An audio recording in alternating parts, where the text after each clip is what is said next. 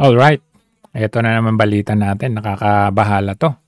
President Trump on Monday issuing an executive order. I'm Ben Brown with the ABC 15 political team. That executive order titled Realigning the United States Refugee Admissions Program. Starting January 27th, the program is suspended, and the Secretary of Homeland Security will have 90 days to submit an evaluation report determining its future. Remember, the report is meant to say, like, should we do this or not? And it keeps going for 90 days. Paano na yan, guys? Delikado po yan. Di ba maalala natin na meron pang advisory ang Tolentino nito. Ayan, sabi niya, sa 300 Afghan nationals na nasa Pilipinas. Ayan, anong sabi niya? Let us ensure that our 300 brothers and sisters are treated with dignity and respect. Pero tayo na Pilipino, kababayan mismo, ay binabastos ang ating rights. Anong ginagawa sa ating pondo? Anong ginagawa sa ating mga kababayan? Abay, binubulsa na lang ang pera natin. Hindi nga tayo nire-respeto eh. Binabastos-bastos na lang tayo tapos merong foreign entity, sasabihin nila, treat them with dignity and respect. Ano to, bubuhayan ba ng gobyerno to? Tayo nga, hindi mabuhay eh. Paano na yan? Mismo ang tawag nito, mismo ang presidente ng Pilipinas, ay ng US, sinuspende yung mga humigit kumulang 1,600. Marami yun. Hindi. 90,000 eh. Ang dami. Tapos yung 1,600, I think meron na silang flight na papuntang US, sinuspende ni President Trump. Ano yung implication at epekto niyan? Unang-una, ano ang gagawin sa mga Afghan nationals na nasa Pilipinas ngayon? Kasi ayan, ang daming, siyempre, nung pagkaupo ni President Trump, agad-agad niyang sinuspende, halted yung mga special US visas. Piruin ninyo, approved na yan pero sinuspende at marami pa, 40,000 Afghans, umaabot pa ng, I think umabot ng, ng 200, 200,000 Afghans na mga SIVs. So ngayon, ano na ang mangyayari? Ano nang mangyayari? Kasi kung makikita ninyo, umiiyak nga sila. Ano sabi nila? Anong mangyayari sa buhay namin? Mga pamilya namin na nasa Afghanistan na ngayon, mga pamilya namin na nasa Pakistan or near borders, mga pamilya namin or mga ibang kasamaan namin na nasa Pilipinas, anong mangyayari? Baka kami ay magkaroon ng retribution from the Talibans, the government of Afghanistan ngayon.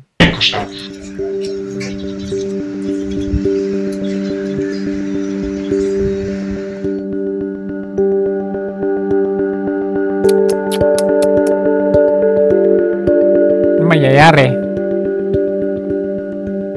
سخت نگران شدم چون نگرانی خودم به صورت چون طفلان ما و خانم ما بسیار نگران است و میفهمم افغانستان به چیزی نیست که مثلا خدای نکرده اگه کارهای ما کسی ما رد شود. We can go back and live normally in Afghanistan. Delikado raw ang buhay nila. Ngayon, ano mangyayari? Kukup-kupin natin yung nasa Pilipinas ngayon na mga Afghans. در افغانستان بریم بارمی زندگی کردن نمیتونیم چون وضعیت افغانستان بسیار خراب است.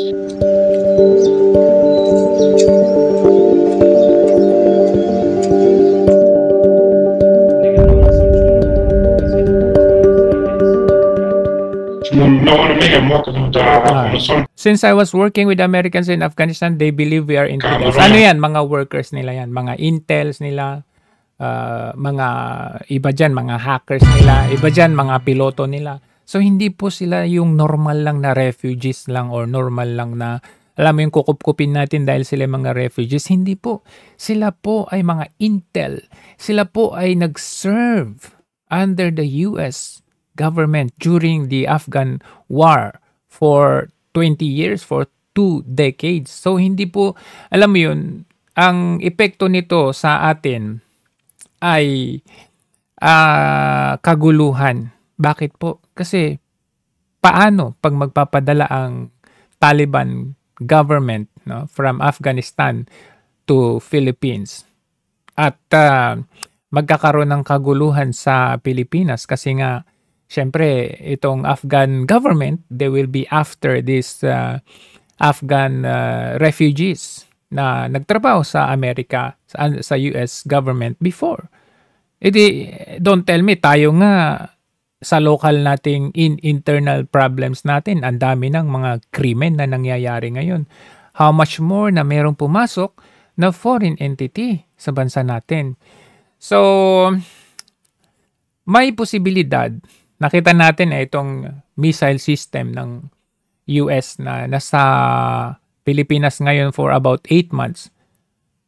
Dahil itong mga Afghan nationals na ito ay nagtrabaho dati sa mga kano, may posibilidad na pwede nila itong i-employ at sila naman ang magtatrabaho dyan sa mga EDCA size na yan. May posibilidad na ganun. Kaya nga, todo ang kampanya ng China government na i-pull out yung mga yan at medyo naaalarma sila na dahil alam niyo, parang gustong i-weaponize nung Amerika itong Afghans na ito at itong mga nilagay nilang EDCA base.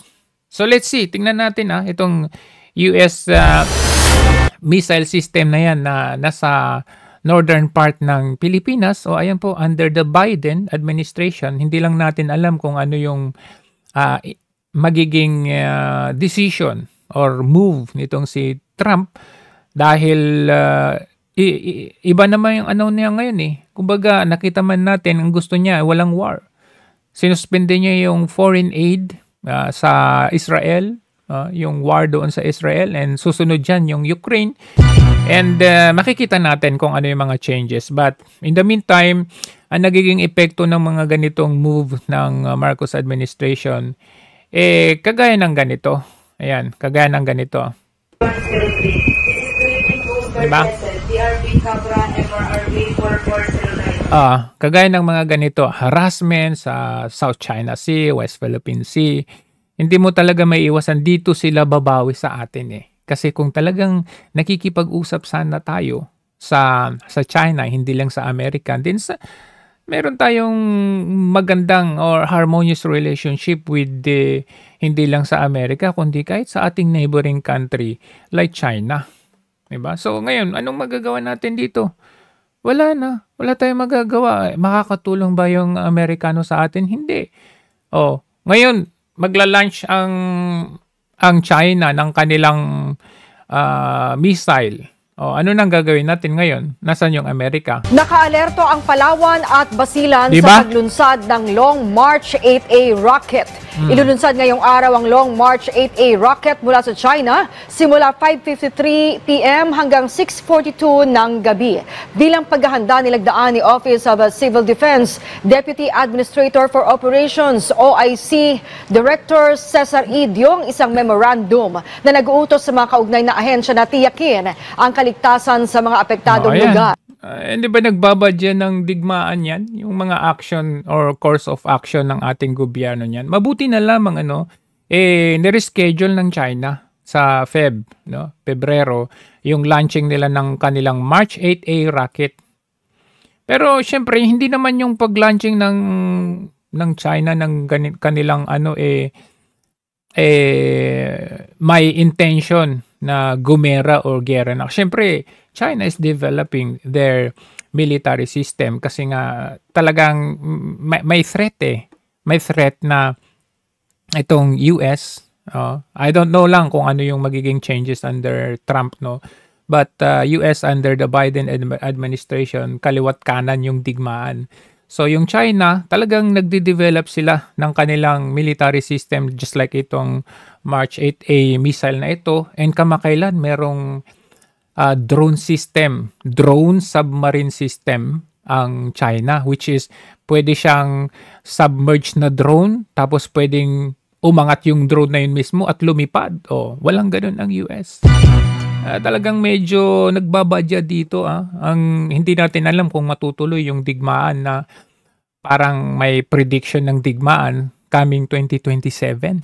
Sana man lang wala, no? Kasi tayo po, malit lang na bansa. But with this kind of move ng Presidenteng Marcos Jr., no, medyo nilalagay tayo sa alanganin talaga, no? You could imagine, basta-basta na lang tayong pumayag sa EDCA, basta-basta na lamang tayong, ayan, kinupkup natin yung Afghan nationals na yan. Don't get me wrong, no?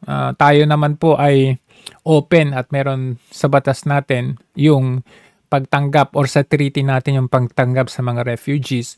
But this is not the proper time. This is not the right time kasi maaring tayo ang mabalikan yan at maaring magkaroon pa ng kaguluhan sa Pilipinas because of the possible retributions from the Taliban government. So anyway, yun lang yung update natin ngayon with regard to this suspension ni President Trump dyan sa Afghan nationals na papuntang Amerika. So merong epekto yan. Epekto yan sa Pilipinas.